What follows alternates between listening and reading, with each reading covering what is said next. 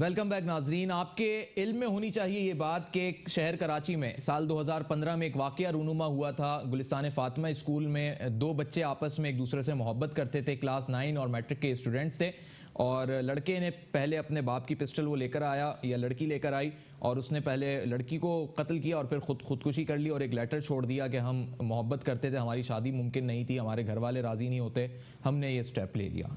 आज एक और अहम खबर सामने आई और कल का ये वाकया है जिसमें इस्लामाबाद से खबर हमारे पास आ रही है कि 16 साल का ये लड़का है, उसामा इसका नाम है। ये अपनी ही प्रिंसिपल, अपनी ही टीचर के इश्क में मुब्तला हो गया। यंगेस्ट टीचर थी और खूबसूरत भी होंगी। जब भी एक नौजवान लड़का इश्क में मुब्तला हुआ और इस हद तक मुब्तला हुआ कि उसने गालिबन उनसे बात की या नहीं की, लेकिन हमारे पास जो उसका आखिरी ये ख़त पहुंचा है उसकी अपनी हैंड राइटिंग में, इससे दो चीज़ें वाज़ेह हो रही हैं कि उसने उर्दू रोमन राइटिंग में ये चीज़ लिखी है, यानी उर्दू में नहीं लिखी, उसने इंग्लिश वर्डिंग्स यूज़ करते हुए उर्दू लिखी है जैसे मैसेज टाइपिंग होती है, और उसकी राइटिंग ये चीज़ थोड़ा सा वाज़ेह कर रही है। और जो उसने सॉरी की स्पेलिंग लिखी है कि उसका ज़्यादातर जो ध्यान था वो पढ़ाई की तरफ नहीं था, इन दूसरी चीज़ों की तरफ ही था।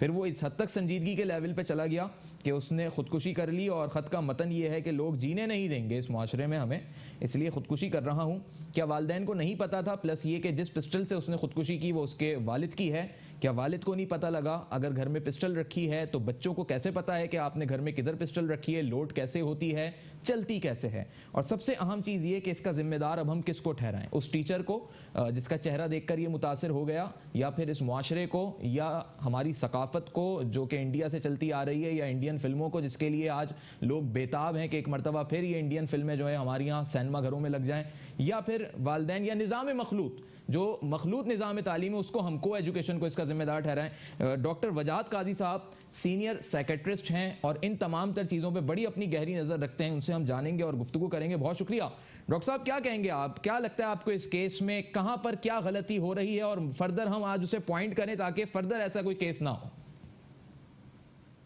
भी आपको लाइन पे लेने का कई ऐसे हमारे माशरे में वाकयात होते हैं कि जिनको देखने के बाद हम कोई न्यू स्ट्रेटजी बनाते हैं, अपने कानून को, स्कूल्स को और अपने घर को इम्प्रूव करने की कोशिश करते हैं।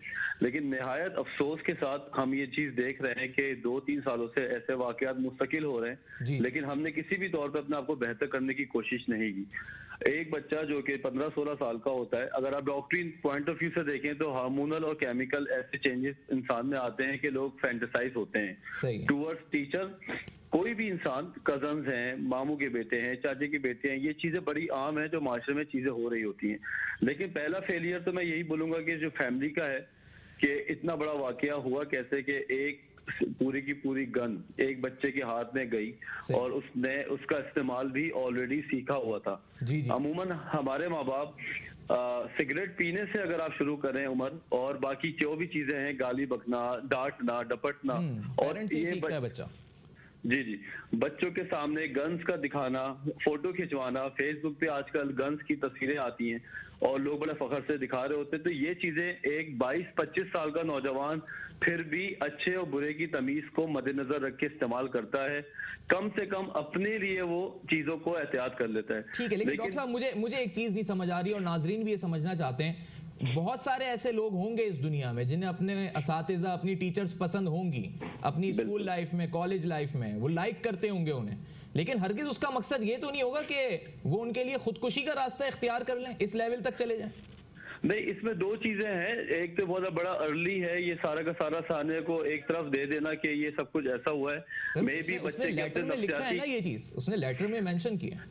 देखिए, बच्चों के नफ्सियाती अपने भी अमराज ऐसे होते हैं जो कि ऐसे, मैंने खुद क्लिनिक में देखे हैं कि बाइपोलर डिसऑर्डर एक ऐसी बीमारी है जिसमें खुदकुशी के आपको कई बार ख्यालात अपनी लाइफ में आते रहते हैं। लेकिन ये it would be too early to diagnose any disease right now. अभी तो हम यही बोलेंगे कि मीडिया का इन्फ्लुएंस, मूवीज, हमारा जो बॉलीवुड का हमारी तरफ एक बुरी तरह यलगार है, ये तमाम चीजें इस कदर हमारे बच्चों के ऊपर सवार हैं कि उनको इश्क हो गया, गाने हो गए, मूवी सीन्स हो गए, पिक्चराइज हुए हुए जो है उनके दिमाग में ऐसे पिक्चर मेमोरी की तरह बैठे हुए कि वो उन चीजों को फैंटेसाइज हो रहे होते हैं। उमर, मैं आपको बताऊं, ये तो चले फिर एक इश्क का मामला है या प्यार का मामला है जो कि इंसान की फितरत में है।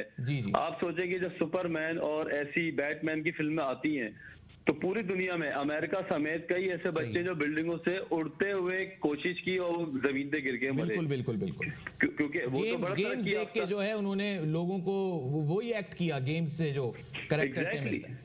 उनको क्या पता बच्चे को कि किस तरह का ये आगे जो है हमारे साथ जिंदगी में वाकया हो सकता है। 15-16 साल का बच्चा दो किस्म का होता है, या तो वो एक इंतहाई अक्लमंद बच्चा होता है जिसको मैच्योरिटी कहते हैं, या तो एक ऐसा बच्चा जिसके ब्रॉडअप में कुछ ना कुछ कमी हो और उसको अपने अच्छे बुरा का ना एहसास हो। हमारे अपने घरों में ऐसे दोनों बच्चे हमें नजर आ रहे हैं। वालिदैन को भी सोचना होगा, स्कूल इंतजामिया और मुआशरे के हर शख्स को सोचना होगा, क्योंकि यही बच्चे आगे चल के इस मुल्क का मुस्तकबिल बनते हैं। आई एम रियली थैंकफुल जनाब डॉक्टर वजाहत काजी साहब, सीनियर साइकेट्रिस्ट